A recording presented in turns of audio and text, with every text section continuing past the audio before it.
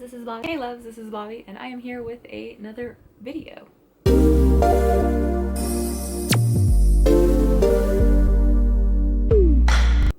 And yes, this is another readathon TBR. This will make number 5 of the month. I am shooting for 10, so yeah, we'll see how that keeps going.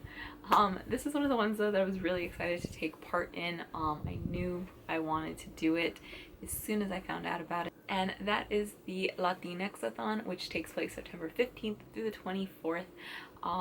This is a 5-prompt readathon. There are different groups and stuff taking part in this. They have a really cool little bingo board going on. So yeah, I knew I wanted to take part in this one. With my TBR still pretty big, I don't know how many of these books I'm going to be able to get in because absolutely none of these crossed over into my other TBR because I totally did not think ahead of time and add any of these on there, which, yeah, was that stupid of me? Oh yes it was. But I did make a TBR for this, how many of these I'm going to get to. Like I said, there are 5 prompts, but the number 5 I will not be doing because that is the group read, which is Any Means Necessary by Candace Montgomery. I am not able to get my hands on this book. I have checked every single one of my library apps, which I have I think all of them. I've checked on Scribd. It is nowhere available for free, and I am on a super tight budget this month, so I will not be able to buy it. But yeah, so kind of disappointed in that. But I did do 4 books, and I am very optimistic about that. But to be completely honest, I will be happy if I'm able to get into. I just really knew I wanted to take part in this readathon as a Latinx myself. So yes, fingers crossed that I can do this. But like I said, if I can get audiobooks, then I know I'll probably be able to get in more than 2, but 2 is where I'll be okay with. So let's get started with this. The first prompt is Voices, which is to read a book written by an Indigenous and or Black Latinx author. I am going to be reading Undead Girl Gang by Lily Anderson. Lily Anderson is a Afro-Latina of Puerto Rican descent.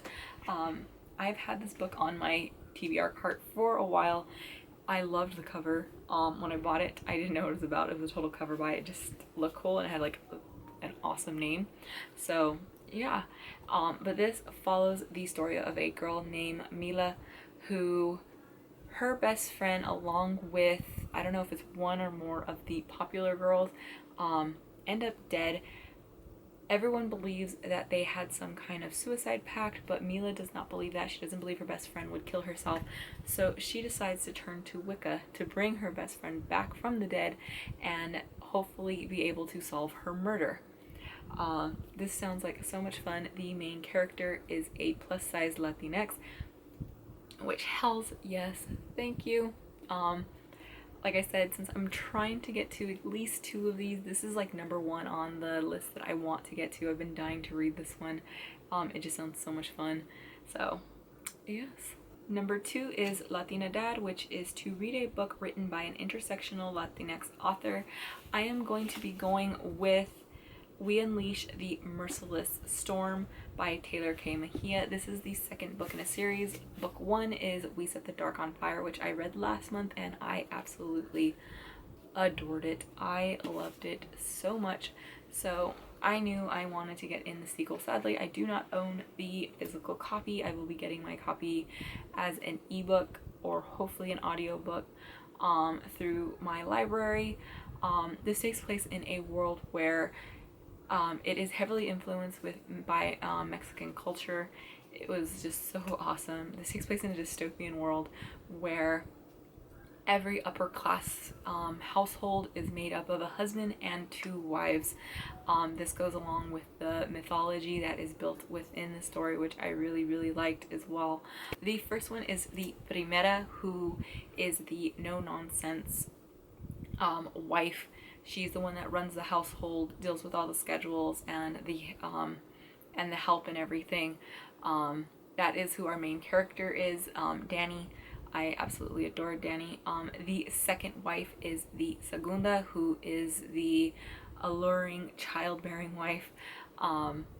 And this is a LGBT plus book featuring a sapphic romance. I loved the romance in here. It was an absolutely awesome enemies to lover type of thing, but my favorite thing by far was the ending, because it left you on a cliffhanger. It left me on an angry cliffhanger because I was so mad for Danny at the end of this, but it was so good. Like, I just really enjoyed it. It was a lot of fun.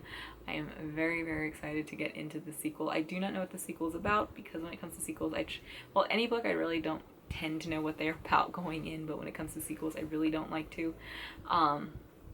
But yeah, I am very excited for this one. The next prompt is Roots, read a translated book or a book prominently featuring more than one language. This one was a little hard for me because I wasn't sure which books I had that were translated or anything, but I know book 1 from this one had a lot of Spanish used throughout the book, and I loved book 1, and I've been dying to get to book 2. And book 2 is Bruja Born by Zoraida Cardova. I loved the first book, which is Labyrinth Lost. I actually had the hardest time getting this cover. I had bought book 2 with the cover, and I had pre-ordered 3. I kept trying to get my hands on 1 because I originally had the original hardback, and I really liked the paperback covers. And I ordered this book 3 or 4 times, and 3 or 4 times they sent me the wrong cover. I don't know why. I had put it on Twitter, just kind of like acting like a drama queen, going like, why does the universe hate me and keep sending me the wrong cover? Well, Zoraida got a hold of me, and she sent me an autographed copy of the beautiful cover. So yes, but I am dying to find out what happens in Bruja Born. In Labyrinth Lost, we follow a main character who, she comes from a long line of brujas, which are Latinx witches. She does not want to be a bruja, so she tries to cast a spell on her death day, which is the day where she kind of comes out and gets her powers to be a bruja, and she doesn't want them. So she casts a spell that's supposed to take her powers away, but instead backfires and makes her entire family disappear. She then has to find out what happens, and she goes into this absolutely wonderful, horrifying world, and it's magical and awesome and creepy. I loved the story. It was just so much fun. I believe the second one we follow one of the other sisters, because I believe there's 3 sisters. So I cannot wait for this one. I'm very much looking forward to it. I really want to get to all 4 of these books, but I am really hoping to get to these 3, but I don't know. Like I said, I'm being super, super ambitious with these TBRs because I have no idea how much I'm going to get in. Number 4 is Heritage, and that is to read a book written by an author from a non-Spanish speaking Latin American country or heritage, and so like Brazil or Haiti. I am going to be going with American Street by Ibizo Boy. She is a Haitian author. This is a like YA contemporary, I believe. This follows the story of a young girl who immigrates from Haiti with her mother, but when they are coming over, her mother is actually detained in immigration, and the main character is forced to live with her family in, I think it's Detroit.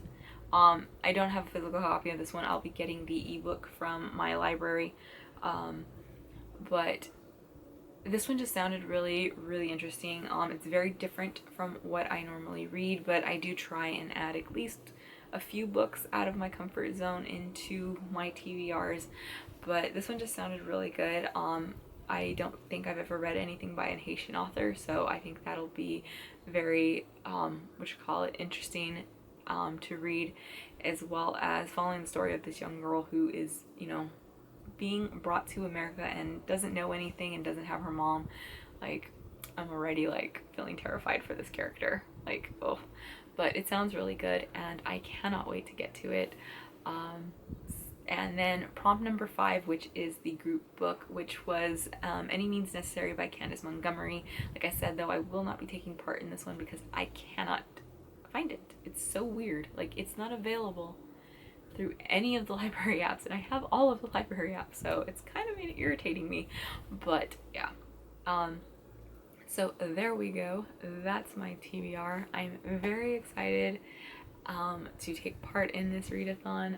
Like I said, though, I am hoping for oh, here, I can add this one to, there we go. I'm hoping for 4, but shooting for 2. But if I can get audiobooks, I should be able to throw these in if I just kind of sit down and maybe try and do a 24-hour straight readathon. Why do I keep putting myself with all this freaking pressure? I don't know. But yeah, like I said, I still have quite a lot to go with my other TBR, so here's to hoping. Fingers crossed. But yeah, so I am very overly ambitious with this, but I am excited. So if you are taking part, I'd love to know. I'd love to watch your TBR video if you have one.